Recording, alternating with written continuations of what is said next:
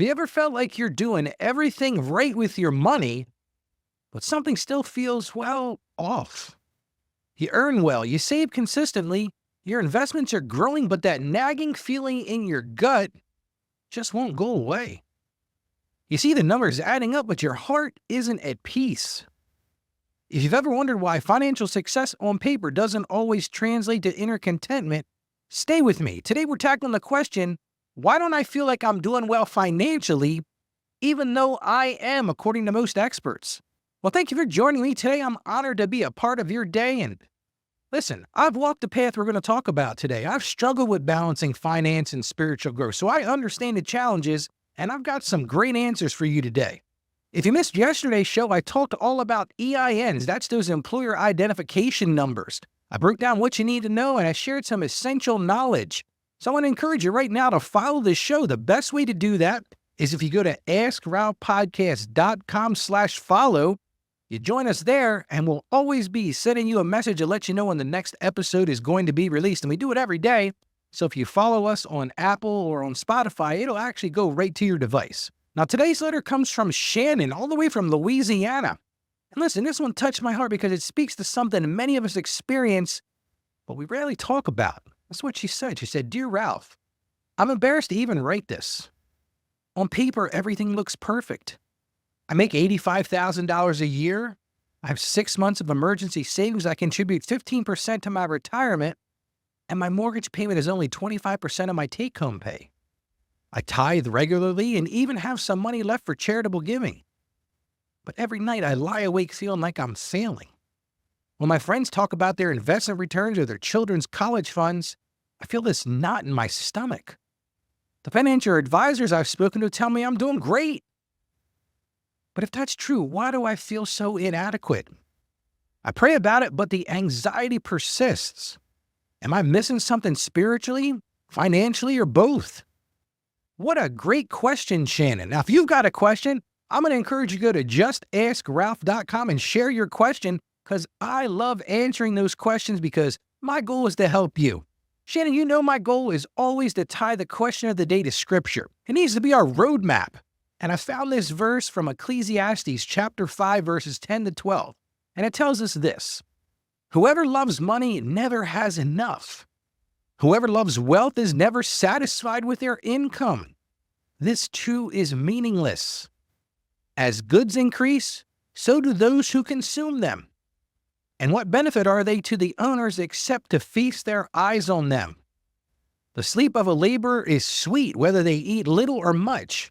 But as for the rich, their abundance permits them no sleep." You know, this verse, it struck me because it really speaks to the tension you're feeling. I get it. And to be honest with you, many of us feel this way. And I think really what we're talking about here is a very stark warning about how we measure our success. So that's my whole goal today, to break this down and tell you how to do this better for me and for you.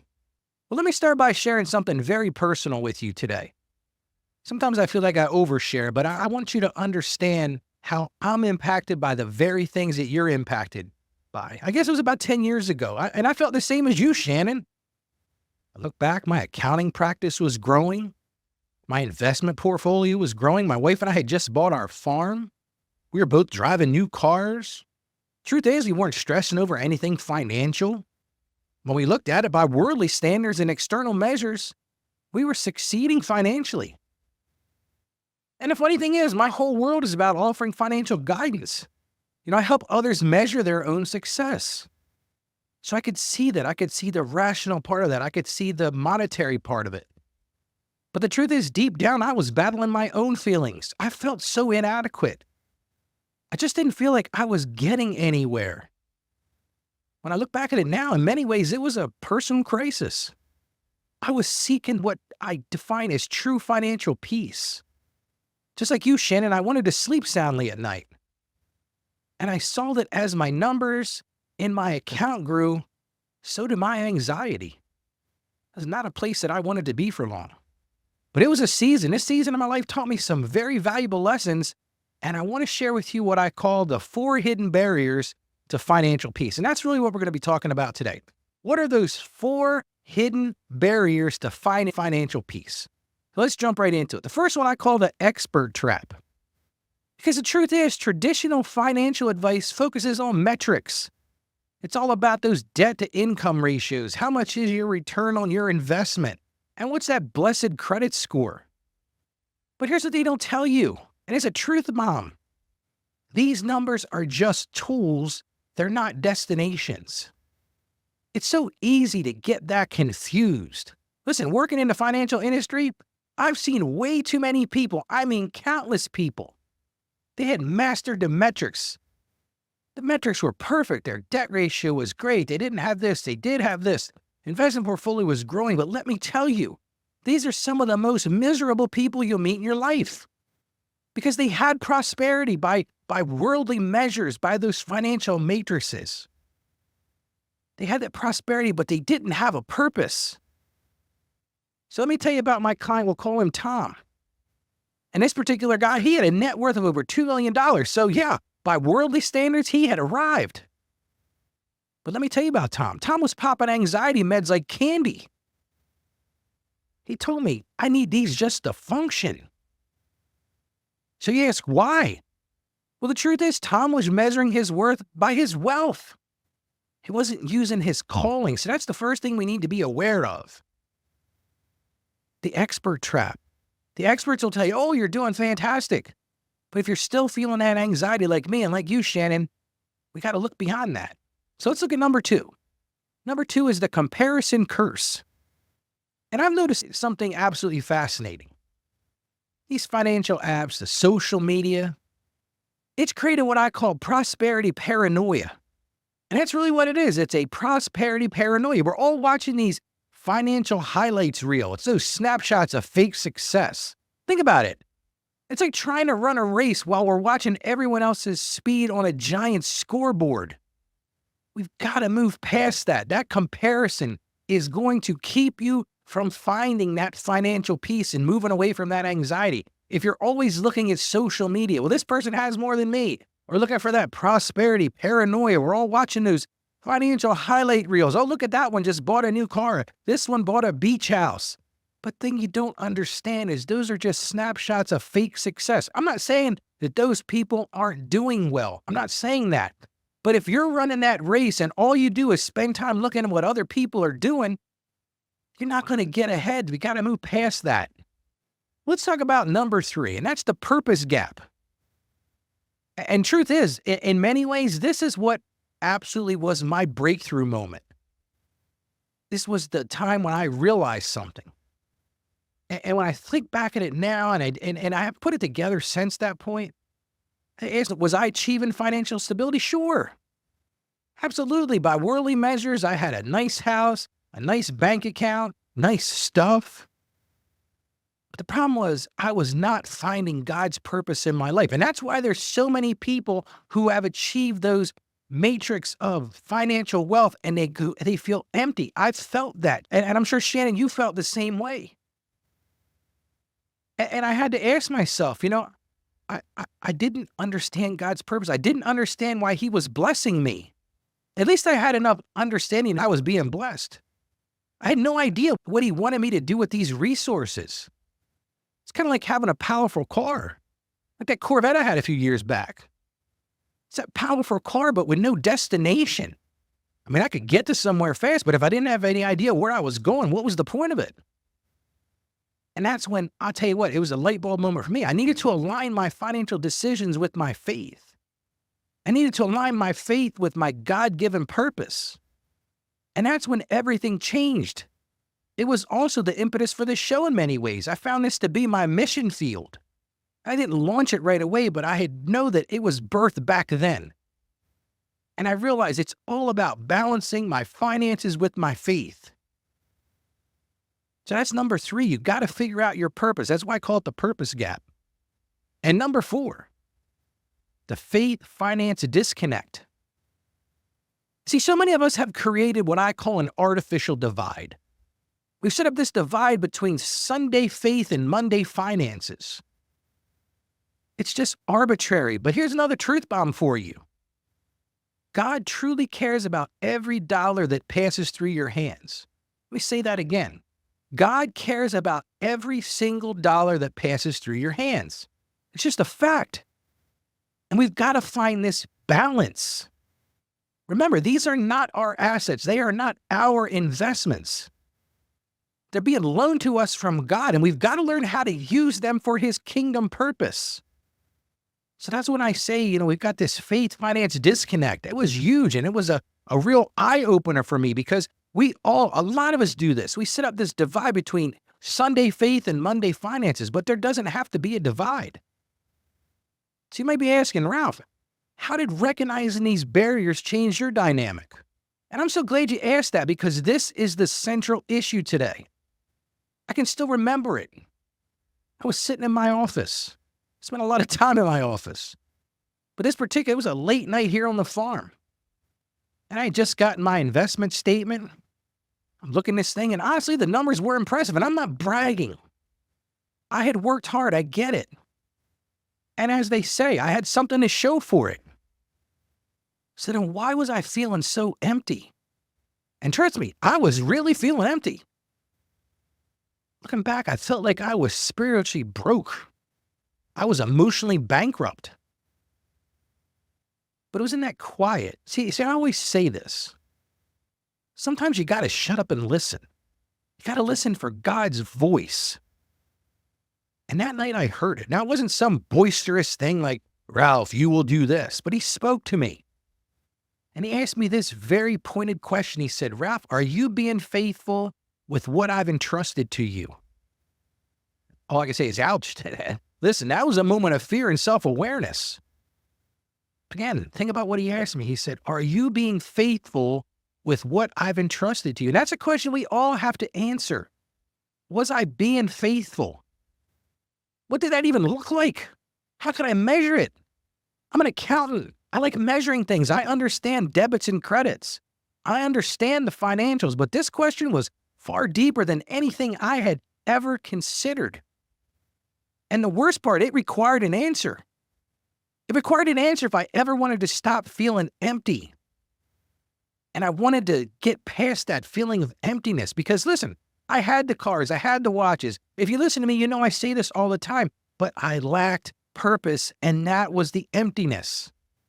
And the truth is, this question revolutionized my approach to money. It revolutionized my approach to money. And I had to learn to stop asking, am I doing enough? Because that wasn't the right question to ask. And I started asking, am I being faithful with what God has entrusted to me? And that's the question you've got to ask yourself. And let me tell you, it was a soul-shaking moment. This shift in thought not only transformed my financial perspective, but also my entire approach to stewardship. Now, I'm going to share 5 practical steps that you can take today to start your own transformation, because I don't want to leave you without that. But first, let me ask you, are you losing sleep wondering how you'll afford everything on the holiday list this year? Are you tired of every year being buried under a mountain of holiday debt? Are you looking to create those magical Christmas memories without the financial stress that always comes with them? I want to encourage you today. Discover peace of mind with my free Surviving the Holidays Without Going Broke guide. In this guide that I put together, you're going to learn how a proven budget system that actually works will help you get through the holidays without going broke. I'm going to talk about smart shopping strategies to slash your costs. I'm going to talk about ways to create magical memories without maxing out credit cards. I'm also going to share some tips for teaching kids gratitude in the gimme world and how to keep your faith and family at the center of the celebration. And listen, don't let January's credit card bill steal your holiday joy. I see so many people that they allow that to happen. They have a great holiday, but then, man, come January and February, those bills start coming in, and they're like, Ralph, was it worth it? So I'm going to encourage you, download my free guide. You can get that at AskRalphPodcast.com, and this is real easy, /Christmas. So again, that's AskRalphPodcast.com/Christmas, and make this the most meaningful and, may I say, affordable holiday season. Yes, your stress-free holiday season starts here. Again, that's at AskRalphPodcast.com/Christmas. Now, I promised some practical steps for you to begin your transformation journey, and here they are. Number 1, I'm going to encourage you to do what I call the purpose audit. List every financial goal you have. Write down why the goal matters to you and pray about whether these goals align with God's purpose in your life. Most importantly, be willing to adjust based on what God reveals. So again, I call it the purpose audit. List those financial goals you have. Write them down, but more importantly, write down why they matter to you.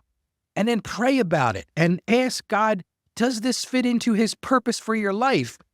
And then if you find you need to adjust it, then by all means, make that adjustment. The second thing I'm going to encourage you to do is what I call the 3-question rule. And I think you can implement this for every financial decision. So before making any financial decision, and I'll set a number of $100, ask these 3 questions. Question number 1, does this honor God? Question number 2, does this serve my God-given purpose? And question number 3, will this bring true peace? So just work through those on every decision that you make. Does it honor God? Does this serve my God-given purpose? And will this bring true peace? I think if you ask yourself those things in what I call the 3-question rule, you're going to make better financial decisions. But not only that, you're going to make purpose-driven decisions about, does this fit into what God is wanting to do in your life? Well, let's look at number 3. And I'm going to call that the gratitude practice. And you've heard me talk about this many times. And the more I do this show, the more I realize that finding contentment and finding gratitude is really a big part of the answer. So I'm going to encourage you, start each morning by thanking God for 3 specific financial blessings. And then keep what I call a provision journal, documenting God's faithfulness. And then I want to encourage you, share your blessings with others weekly. Tell them about how God is blessing you. You don't have to be braggadocious about it. That's not what I'm saying. But develop that spiritual habit of starting each morning by writing down 3 things that God has blessed you with. Keep that in the journal, because when you're feeling low, when you're feeling those anxieties, you're feeling like you're not amounting to anything, go look at that and realize what God has already given you. And then say to yourself, well, I'm looking for something, but am I really needing it? Because look at all that God has already given me. Number 4, I'm going to call the sacred space protocol. And this is something we all need to do. We've got to create dedicated time for financial prayer. A lot of people think that's funny that I say that, but listen, God wants to see you financially successful. Why? Because he wants you to be able to use what he's given you, to steward those resources, to help others, to fulfill your purpose. I'm not saying to pray about becoming a multimillionaire, because a lot of people can't handle the stress of that. They can't handle the anxiety of that. They won't use it for God's kingdom. So first thing, create that dedicated time for financial prayer, and then do a budget review through a biblical lens. Seek wisdom for your decisions. And most importantly, you've got to start releasing that financial anxiety. You got to just leave it at the cross and say to God, listen, I can't live like this anymore. I can't live in this constant anxiety. It might mean you disconnect from social media. It might mean you stop measuring yourself, as we talked about earlier, based on these standards that just don't make any sense. This comparison trap. You think about it again, you're in that runner in that race, and all you're thinking about is, let me watch what everybody else is doing. And I just think that's dangerous. I think it's leading you to a path you don't want to get to. And number 5 of my things that you can do right away is what I call the community connection. And I think this is huge. Join a Bible study focused on stewardship. There are a lot of churches that have these. You might even find one online. Another thing I'm going to encourage you to do is find an accountability partner, because what gets measured gets done. And if you've got an accountability partner, you can help them, they can help you, and you will get farther along in your journey. Which reminds me to share your journey with trusted believers. People want to hear how you're being successful. They want to hear how you've taken some tools and you've learned to be more content. You've learned to understand gratitude. You've learned to start spending money with an intention of fulfilling God's purpose in your life. And then the last thing I'm going to say here, seek mentorship from those who model biblical financial principles. Those are the people you want to be seen with as your mentors. You don't want the highlight reels from Facebook or Instagram or the highlight reels from TikTok, because guess what? Those are sound bites and snapshots that aren't reality. Oh, they might look great. They're showing what they've got under the Christmas tree and all that kind of stuff. But what they're not showing you is that feeling of despair come January and February when those bills come in, or they have that emergency and they blew their whole emergency account on Christmas gifts. And I'm not saying don't enjoy Christmas. That's why I talked to you about my guide, and I hope you download it. And remember this, what you're experiencing, this is what I learned. What you're experiencing isn't just about money. It's really not, because that's not really the answer. That's a tool. But it's about alignment with God's purpose for your resources. And listen, I've seen this transformation in countless lives through our show and through personal consultations. So it's a journey that you can be successful on. Now, tomorrow we're going to be tackling another challenging topic. And this one is tough. And that's helping parents who haven't prepared for retirement. And listen, that's a tough situation. It's a situation that requires both practical wisdom and compassionate guidance. I'm going to lay it all out for you so you don't want to miss it. Remember this. My passion is to help you achieve financial success.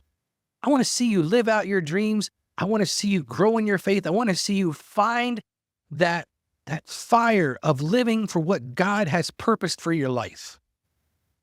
And I know working together, we can master your finances from that Christian perspective. So whether you're struggling with specific financial issues or seeking to grow your wealth in a way that honors God, trust me, I'm here to guide you every step of the way. So as I always say, stay financially savvy out there, and God bless you abundantly. Thank you for joining us on the Ask Ralph podcast. And with a simple click to subscribe, we'll invite you back to our next episode. And remember, financial issues don't have to be complicated. Just ask Ralph.